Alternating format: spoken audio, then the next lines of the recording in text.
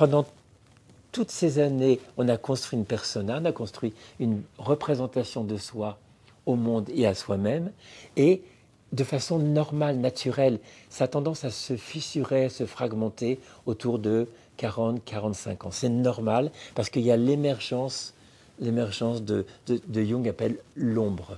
L'ombre, c'est tout ce qu'on n'a pas vécu, tout ce qui est l'être fondamental de soi qui cherche à s'exprimer. Alors, on pourrait vraiment définir le milieu de vie comme, pas tant la quarantaine, qui n'est pas vraiment le milieu de vie, mais plutôt 45, 55 pour être large. Hein.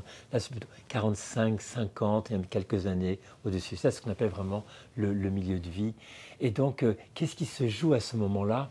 Il se joue tellement de choses que c'est pour ça que c'est un peu un peu le souk. Hein.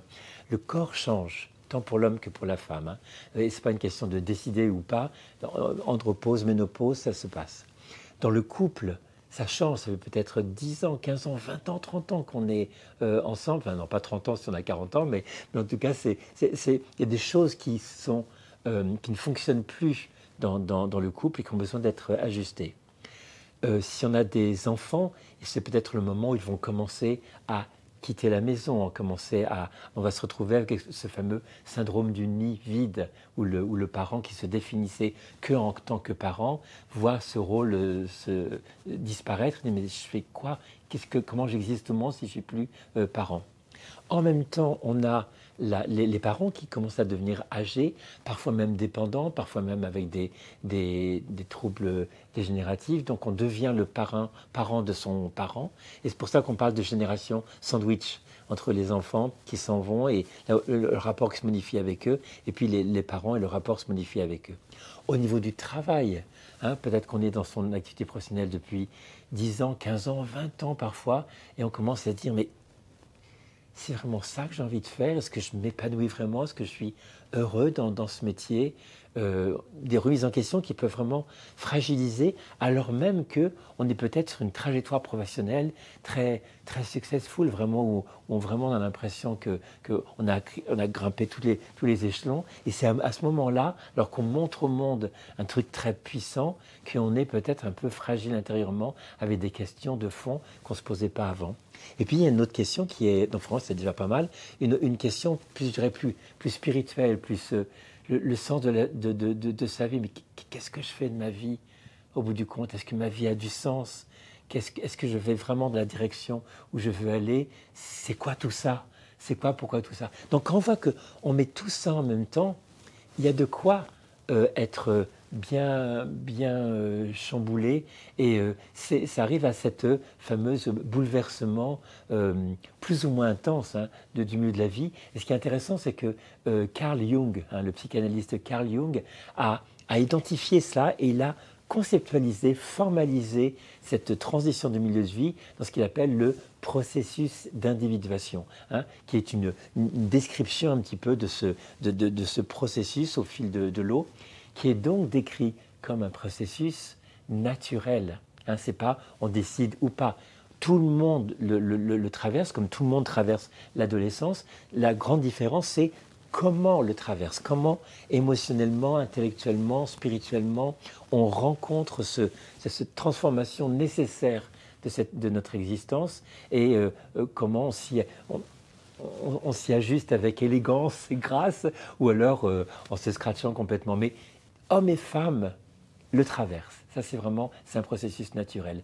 Et donc, ce processus d'individuation donne une espèce de carte pour se rendre compte que, ah tiens, mes réactions-là ne sont pas à côté de la plaque. Je ne suis pas, par exemple, il se peut qu'on ait beaucoup de choses dans sa vie, et puis il se dit, mais je ne suis pas à l'aise dans ma vie. Ce n'est pas un réflexe d'enfant gâté, c'est juste une évolution naturelle qui émerge de l'intérieur, en fait. Hein. Ce n'est pas l'extérieur qui nous impose ceci, c'est vraiment l'intérieur de nous qui commence à se manifester d'une manière différente. La façon dont je l'ai vécu, ça a été un petit peu radical, parce que quand autour de mes 40 ans, il y a tout ce questionnement qui est là. Bon, ça contredit ce que je disais tout à l'heure par rapport à 45 ans, mais c'est autour de quarantaine, 45, 50. Mais je me suis retrouvé à un moment donné où à la fois au niveau professionnel, c'était pas du burn-out, mais c'était un questionnement sur le professionnel. Au niveau relationnel, c'était un vrai questionnement aussi. Au niveau du sens, qu'est-ce que je fais? Et parfois un garçon un petit peu radical, et donc je suis parti, j'ai tout laissé, j'ai tout laissé, et je suis parti pendant 2 ans dans un monastère bouddhiste tibétain dans le sud-ouest de la France, à Dagpo Kaguling. Et d'ailleurs, j'ai écrit le livre S'aimer enfin, qui parle de cette expérience-là. Et qui, après 2 ans, je suis revenu vraiment différent, mais pour moi, c'était nécessaire. Mais on peut le vivre de façon beaucoup moins cataclysmique. On attribue à transition du milieu de la vie, pour être plus clair, ou trouble du milieu de la vie, tout événement qui survient au milieu de la vie. Non, un divorce qui survient au milieu de la vie, ce n'est pas le reflet nécessairement d'une transition du milieu de la vie. Un événement plus ou moins difficile n'est pas le reflet nécessairement d'un bouleversement qui parle du milieu de la vie. Donc c'est vraiment être plus précis dans la définition qui justement couvre une remise en question de ces 6 pôles. Et de fait, on peut le rencontrer de façon un peu cataclysmique, mais il y a une étude qui a été menée par la MacArthur Foundation aux États-Unis qui montre que vraiment, vraiment, les gens qui dévissent complètement, qui achètent la Porsche rouge ou qui épousent la nounou, ou qui prennent un voilier, qui font le tour du monde, c'est que 8% des gens. C'est très minime, 8%. L'immense majorité d'entre nous le traversent plus ou moins confortablement, plus ou moins avec aisance, mais le traverse. C'est la même chose que l'adolescence. Hein. Ce n'est pas une deuxième adolescence, mais c'est le même processus.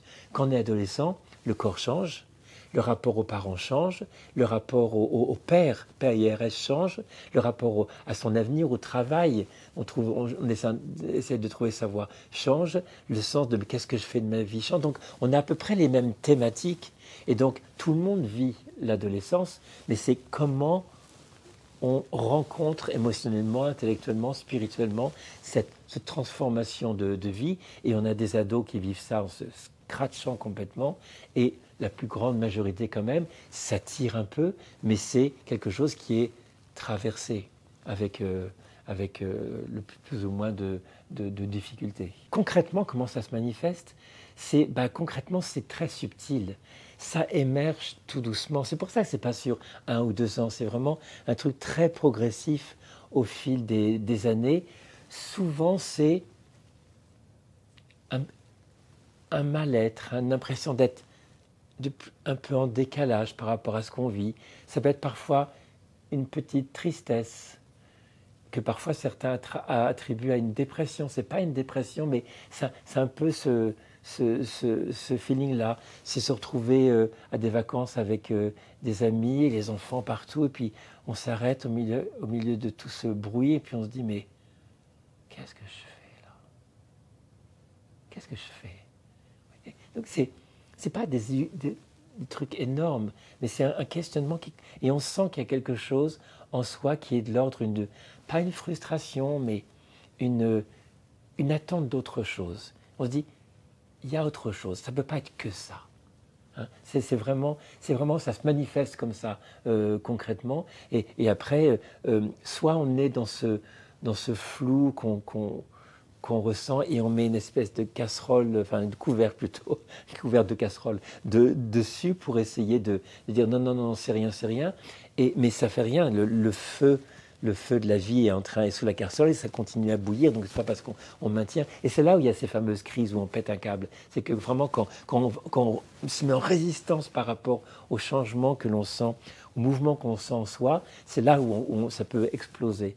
Alors que si on rencontre ça, et beaucoup de gens peut-être vont rentrer en thérapie pour explorer cette espèce de mal-être qui a du mal à dire son nom. D'autres vont trouver d'autres solutions, comme les relations extra-conjugales, par exemple. Hein. D'autres vont se précipiter à 40 ans, 45 ans à faire un bébé. D'autres vont peut-être être dans des trucs plus soft de reconversion professionnelle. Vous voyez, il y a une aspiration à changer quelque chose. En tout cas, c'est comme ça que ça se manifeste au début. Après, est-ce qu'il faut tout tout révolutionner, tout déconstruire. Non, parce que dans le changement, il y a aussi du non-changement. Le non-changement fait partie du changement. Au bout du compte, c'est quoi? C'est un temps de sa vie. Pour prendre juste la première étape dont parle Jung dans le processus d'individuation, il parle de notre enfant jusqu'à peu près 35-40 ans. Il parle de la période d'accommodation. Et c'est quoi la période d'accommodation? Justement, on s'accommode. On apprend à exister dans le monde en fonction de ce qu'on sent que le monde attend de nous.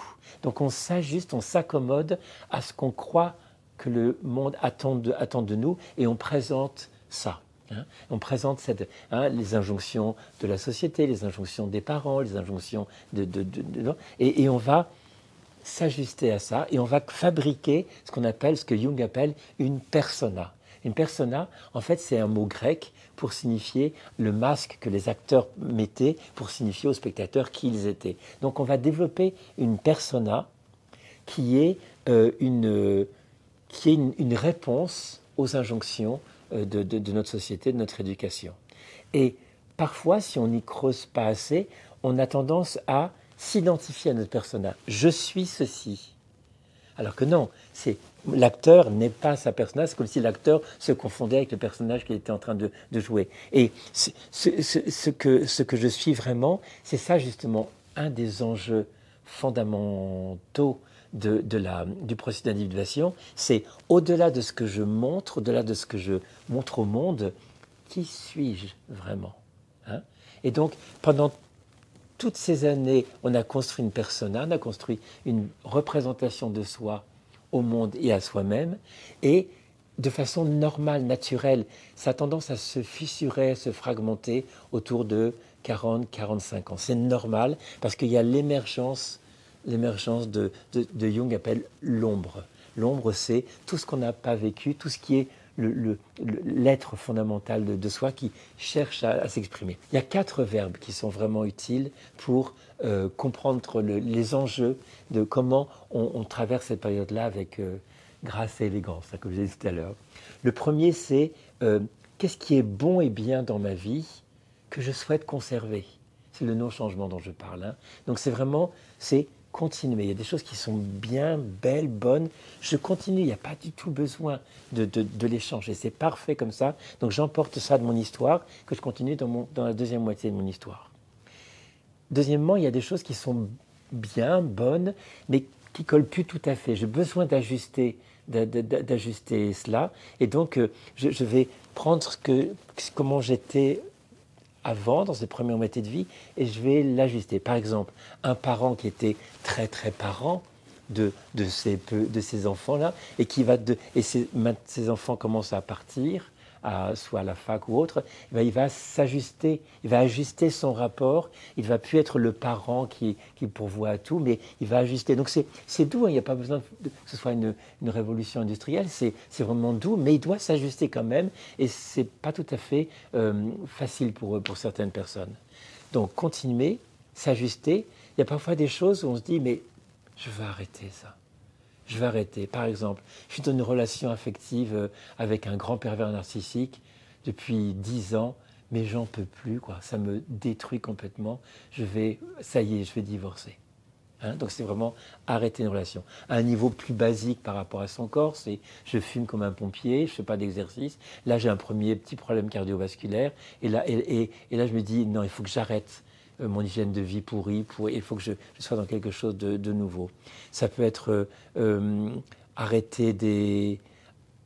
arrêter au niveau psychologique, être toujours dans faire plaisir aux autres pour exister à leurs yeux, et au point d'être manipulable à souhait, c'est-à-dire j'arrête ce mode de fonctionnement-là. C'est parfois le fruit d'un travail dans la psychothérapie, on se dit non, je suis tout le temps dans la réponse aux besoins des autres, et mes besoins, je les mets toujours en dernière position. Il faut que j'arrête ça. Okay. Donc c'est initier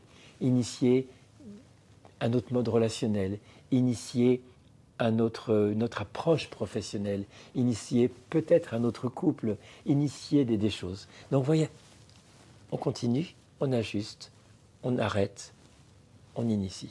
Donc on a 4 verbes appliqués à 6 domaines, 4 x 6, 24.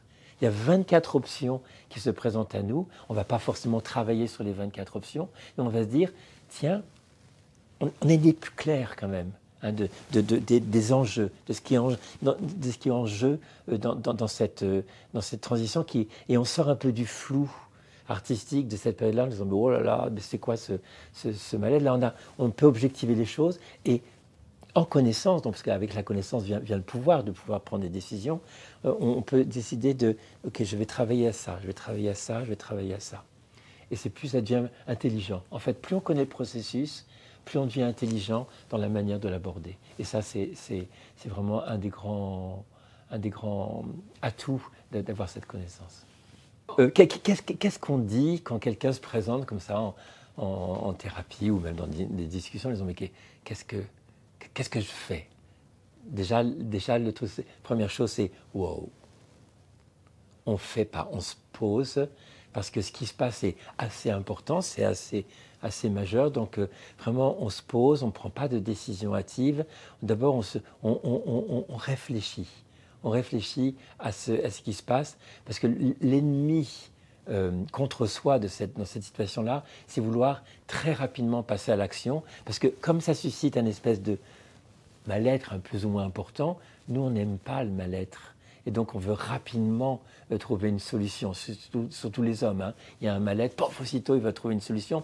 Notre capacité à tolérer un mal-être intérieur ou un inconfort intérieur est réduite. Donc, c'est déjà ça. C'est, OK, développer, pas une tolérance, on n'est pas dans un truc de complaisance, d'une souffrance, mais on est dans quelque chose de prends ton temps, c'est une maturation, il y a une progression. Donc déjà, première chose, prendre son temps.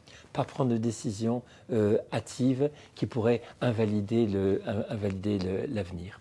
Et après, si la personne parle d'un désir de changement, si ça c'est le changement, il y a toujours deux pôles qu'il faut vraiment explorer. C'est pourquoi je veux ce changement. Donc pourquoi, c'est quoi les raisons? Parce que ça, parce que ça, parce que ça, parce que ça. Donc on explore le pourquoi je veux le changement. Et puis aussi, c'est pas complet pour mettre le changement en place, c'est pourquoi la destination, pour ceci, afin de ceci, afin de rendre possible ceci, pourquoi. Et là, quand on est le plus clair possible sur je veux changer la situation parce que, pourquoi, parce que ça, et pourquoi pour aller vers ça. Là, la situation de changement, il est mûri, il est réfléchi. Et d'ailleurs, dans le process de pourquoi je veux partir et pourquoi, on se rend compte que ce n'est pas mûr. On veut partir, on veut quitter une situation insupportable, mais pour aller vers quoi, on n'a pas le début d'une idée. Donc c'est OK, on va prendre le temps, on va regarder. Si on peut prendre le temps, parfois on est pressé par des circonstances de vie, mais si on peut prendre le temps, c'est dire OK, je supporte plus mon boulot, je démissionne. OK, oui, mais pourquoi? C'est quoi ton plan B, C, D, E, F, G après, je veux plus cette relation, je divorce. Oui, mais pourquoi? Parce que c'est quoi par rapport au lien avec tes enfants? C'est lien quoi par rapport à ton... oui, il faut que ce soit mûri. Donc c'est vraiment ça. C'est vraiment prendre le temps et pas agir de façon impulsive.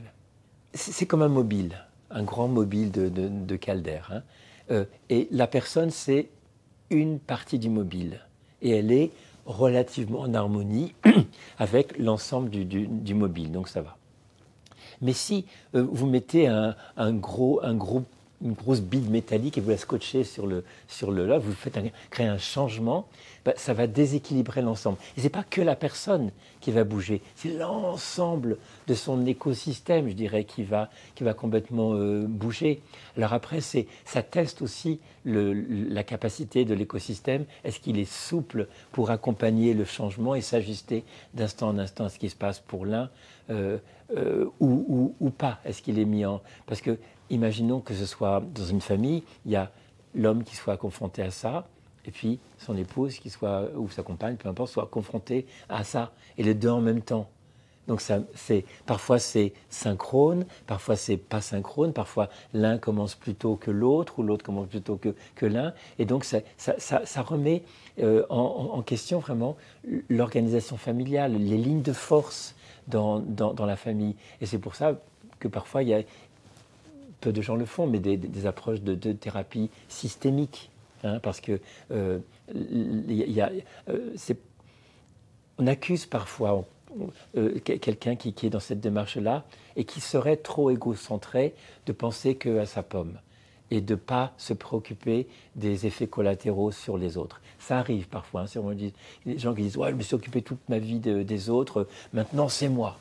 Ok, d'accord, c'est toi, mais enfin, quand tu bouges de façon importante, c'est quoi l'incidence sur les enfants, sur l'équilibre familial tu peux changer, il n'y a pas de problème, mais on va essayer d'être un peu intelligent dans le changement. On va essayer de voir quelles sont les causes et les effets, hein, pour essayer que chacun, de proche en proche, s'ajuste à ces changements-là. Hein, donc c'est vraiment...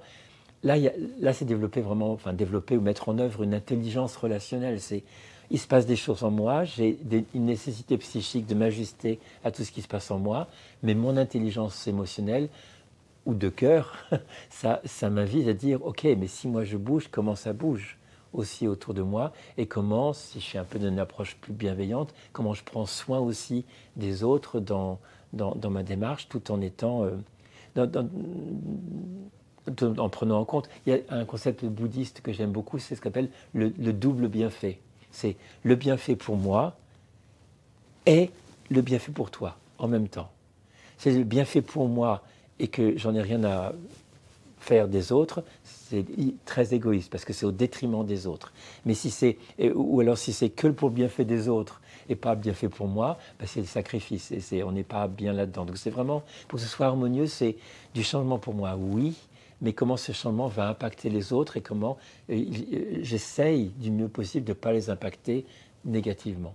Par exemple, on se sépare, il y a les enfants, dans leur ligne de force de vie, elles sont bouleversées. Comment, en tant que couple conjugal, on ne veut plus être ensemble, mais on reste un couple parental. Et comment on essaye d'être intelligent en tant que couple parental pour faire en sorte que notre transition de vie à tous les deux, qui par exemple parle d'un divorce, va être le moins impactant pour eux et peut-être même source de croissance, d'ouverture pour eux si on accompagne ça de façon intelligente. Ce serait quoi une crise de vie? Non, pas une crise, une transition de vie harmonieuse. Justement, c'est de l'harmonie. C'est peut-être qu'on a revisité son rapport à son corps. Peut-être qu'on ne l'aimait pas depuis des siècles et là, on commence à avoir quelque chose de plus bienveillant par rapport à ce corps, parce qu'on prend conscience que ce corps, mettons, j'ai 45-50 ans, je prévois peut-être de vivre pendant encore 30 ans, 35 ans. Si je ne prends pas soin de lui, ce véhicule qui va porter tous mes projets de vie, mes projets de vie ils vont tomber à l'eau si je ne prends pas soin de ce corps. Donc c'est vraiment une attitude peut-être plus douce, bienveillante par rapport à ce corps, prendre soin de lui. Au niveau du couple, on a une lucidité sur là où on en est et on a fait des choix. On s'est peut-être rechoisi. Hein, je t'ai choisi initialement, il y a eu tout ça qui s'est passé. On a peut-être essayé de garder des choses, d'ajuster, d'initier, de continuer. Et puis au bout du compte, est-ce que je te rechoisis, très lucide sur qui tu es, très lucide sur ce que je suis, sur la nature de mon désir, de là où j'en suis.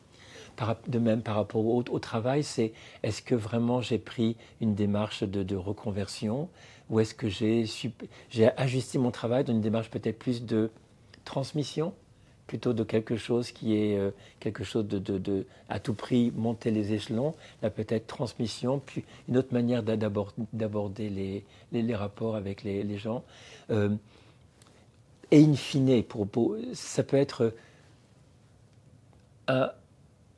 une perspective plus apaisée sur la deuxième moitié de sa vie en disant « Ok, j'ai œuvré pendant cette transition-là le plus possible, c'est pas un travail qui se termine, hein, mais à tendre vers du plus de sens, plus de cohérence, plus d'intégrité intérieure, plus de sincérité intérieure, plus d'être aligné. » Voilà, quelqu'un qui a bien traversé cette transition de vie a l'impression d'être beaucoup plus aligné pour entrer dans cette deuxième moitié de son existence, d'être plus en porte-à-faux par rapport à ses valeurs ou à ses principes de vie, même s'il y a un coût parfois à pas être, à s'aligner et à pas plus répondre aux injonctions des autres, mais il y a quelque chose qui est, on l'espère dans le meilleur des cas, plus paisible, donc au bout du compte, plus serein, peut-être avec un peu plus de recul et de sérénité.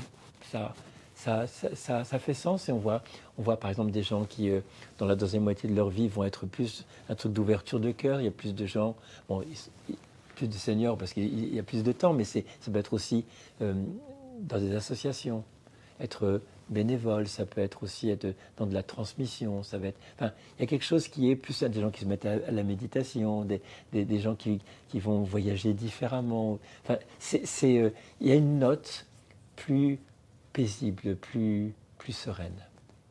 Ça pourrait être ça, et c'est pas du tout un objectif vain. Hein, c'est vraiment, si on connaît le processus, si on connaît les enjeux, et si on s'y colle, si on fait le travail, pas forcément avec des psys, pas forcément avec des coachs, mais vraiment en conscience, dans son couple ou en solo, de vraiment être lucide par rapport à soi, conscient qu'il y a des choses à travailler, et si on le fait, ça produit du résultat. Vraiment, ça c'est une conviction intime. Hein. On est configuré pour accompagner ça.